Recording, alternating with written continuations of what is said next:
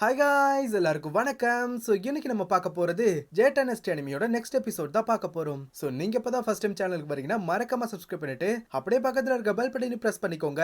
அப்பதான் நான் போடுற வீடியோ உங்களுக்கு ஆட்டம் நோட்டிபிகேஷனா காமிக்கும். சரி வாங்க நம்ம இன்னைக்கு என்ன வீடியோக்குள்ள போகலாம். ஸோ லாஸ்ட் எபிசோட்ல என்ன நடந்திருக்கும் அப்படின்னா, நம்ம லூசி ஹீரோ மேல அவளுக்கு இருந்த ஃபீலிங்ஸை பத்தி நம்ம ஹீரோ கிட்ட சொல்லி இருந்திருப்பா.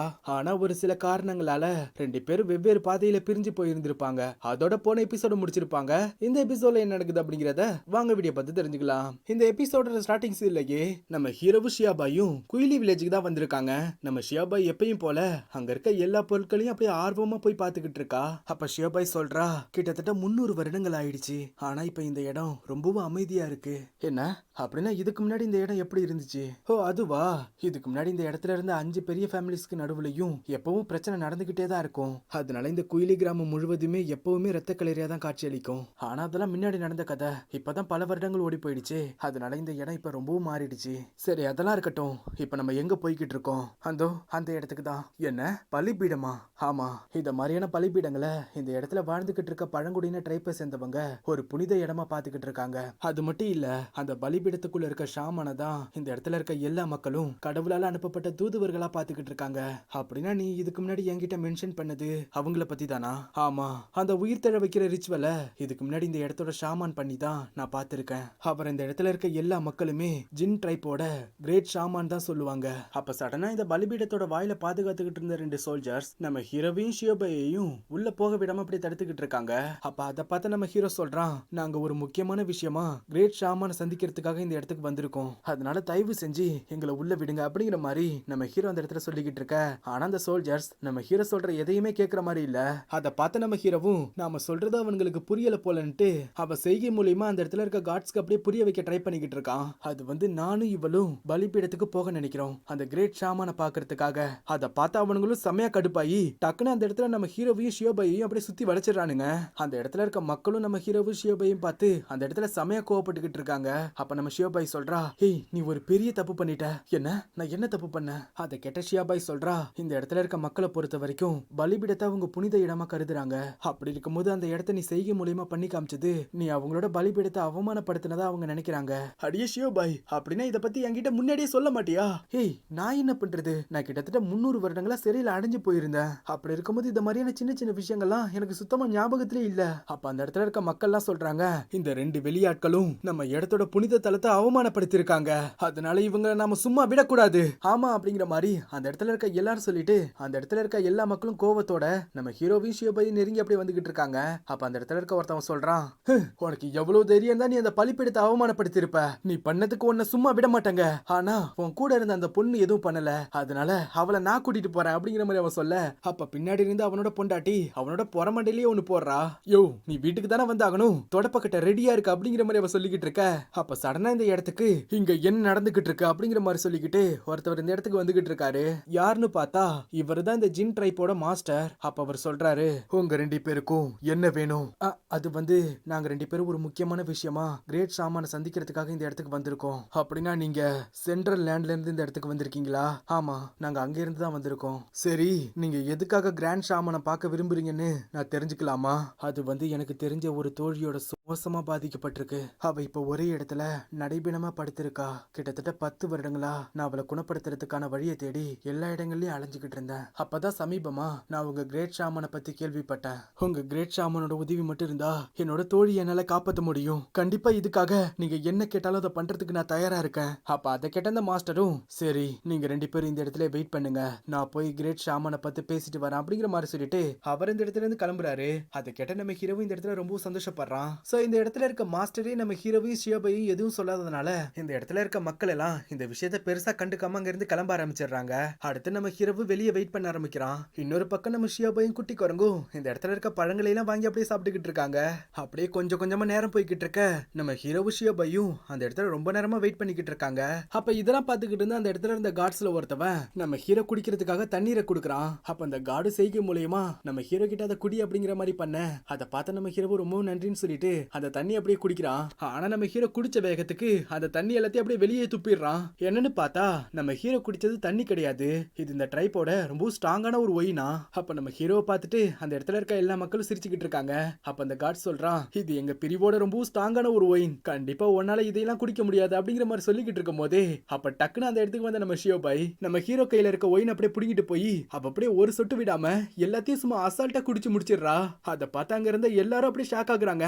ஒயின் சூப்பரா இருந்துச்சு அப்படிங்கிற மாதிரி சொல்லிட்டு அவ நேரா அந்த கார்ட்ஸ் கிட்ட போய் என்ன நமக்குள்ள போட்டி வச்சுக்கலாமா அப்படிங்கிற மாதிரி அவ செய்கை மூலியமாவே கேட்க, அப்ப அதை பார்த்து அங்க இருந்த மக்கள்லாம் என்ன அவ நமக்கு சவால் விடுறாளா, ஒரு பொண்ணு கிட்ட நம்மளாம் தோத்து போயிடுவோன்னு அவன் நினைச்சாலா என்ன, வாங்க நம்மளாம் யாருன்னு அவளுக்கு காமிப்போம் அப்படிங்கிற மாதிரி அந்த இடத்துல இருக்கிறவங்க எல்லாம் சொல்லிக்கிட்டு இருக்க அந்த இடத்துல போட்டியும் ஸ்டார்ட் ஆகுது.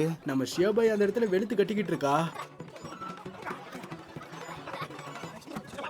அப்ப வரிசையா அந்த இடத்துல இருந்த எல்லா சோல்ஜர்ஸையும் அப்படியே தோக்கடிக்க அப்ப இதெல்லாம் பாத்துக்கிட்டு இருந்த கூட்டத்துல இருந்த ஒருத்தவனும் ரெண்டு பெரிய பானை நிறைய ஒயின் எடுத்துட்டு வந்துட்டு என் கூட போட்டிக்கு வா அப்படிங்கிற மாதிரி கூப்பிடுறான். நம்ம ஷியோபாய் சரின்னு சொல்ல அடுத்து இவங்க ரெண்டு பேருக்கு போட்டி ஸ்டார்ட் ஆக ஆரம்பிக்குது.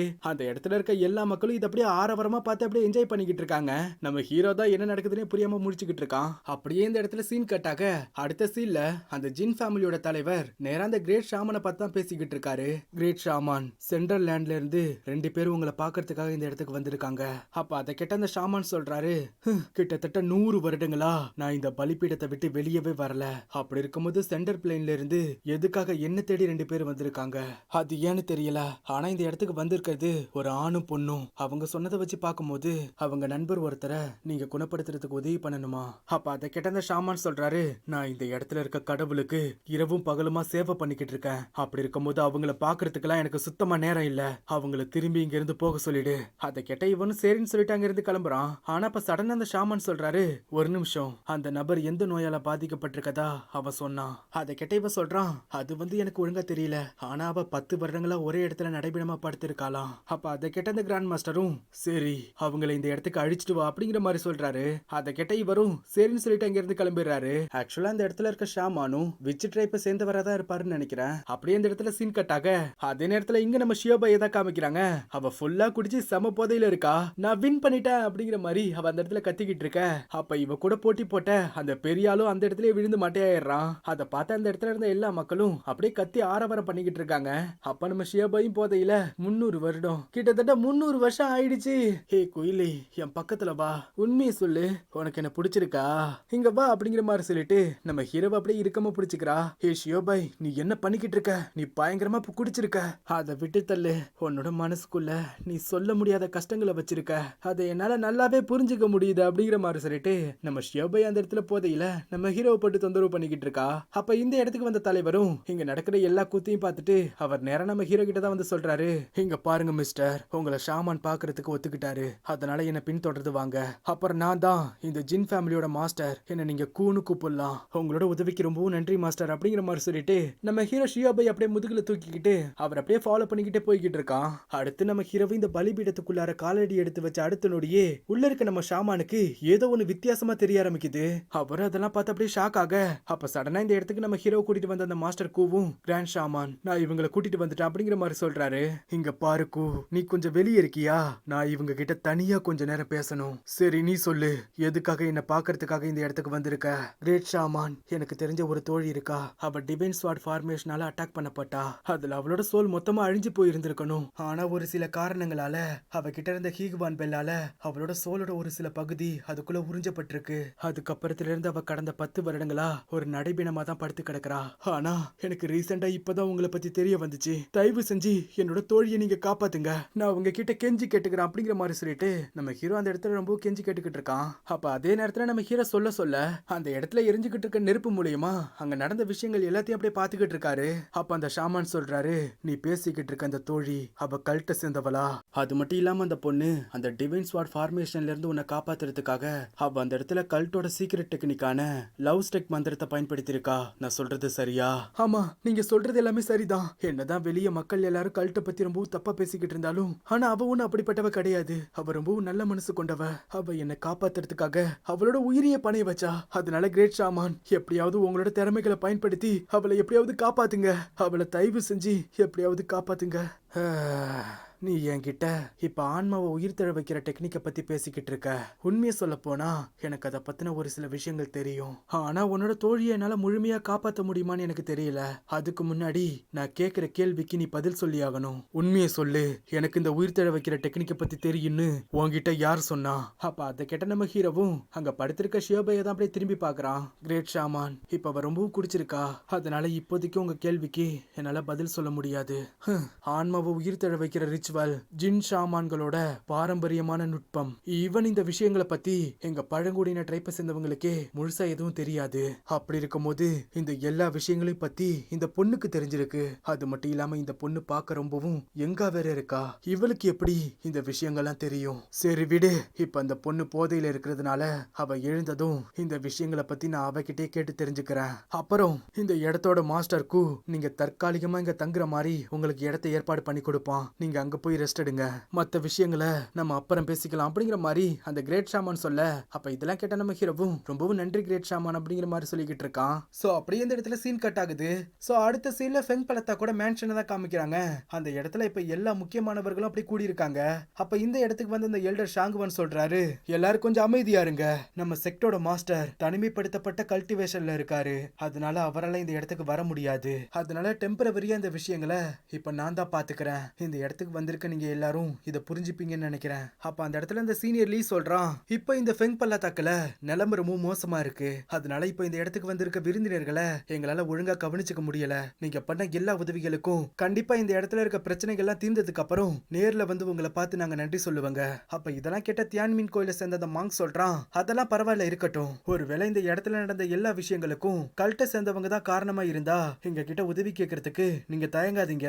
நாங்க உங்களுக்கு உதவி பண்றதுக்கு தயாரா இருக்கும். அப்ப இதை கேட்ட ஷாங்குவான் சொல்றாரு, அந்த கல்ட்ட சேர்ந்தவனுங்க ரொம்ப மோசமானவனுங்க. எங்க இடத்துக்குள்ள இருந்த வால்கோனை வெடிச்சதை பயன்படுத்திக்கிட்டு அவனுங்க எங்க பள்ளத்தாக்க அட்டாக் பண்றதுக்கு ட்ரை பண்ணிக்கிட்டு இருந்தானுங்க.